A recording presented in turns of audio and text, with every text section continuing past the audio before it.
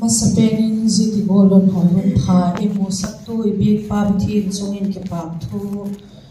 kagian masa chule kompi nu le pate doi sakna sarin itak mona program laupi taka pathin choi nala sa headinga doi sakna ka chalikin I kompi nu le pate chungin longil takin pathin min ke pabthu kagiana chule kala sakding o kompi hoi ti kha vai pay pawa kawak le dole ka soundtrack ha a second voice pen kha tha do pawa music khan kitok thei lawit ti khan au mai ji ka chu tha do paw zo ka he hung samai din tong ki sing sa thin lo pin na ding le ama choi oi na din hung sa ka Hãy subscribe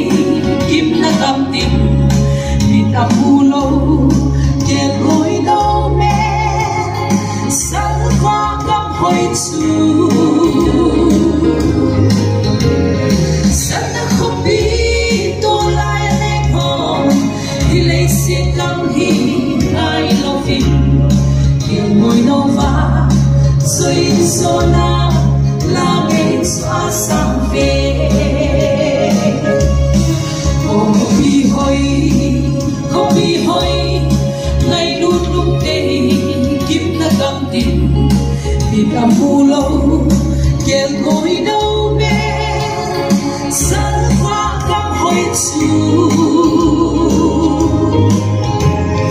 sana khopi to lai leng ho ile si kam hi ngai lovin kiel ngoi no va so in sona la mei chua sam ve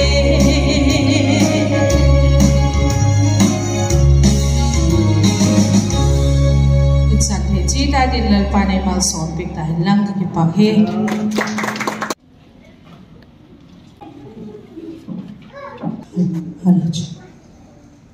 van mun lâu pi he pi gam khi mi thim thâu te na hi ti la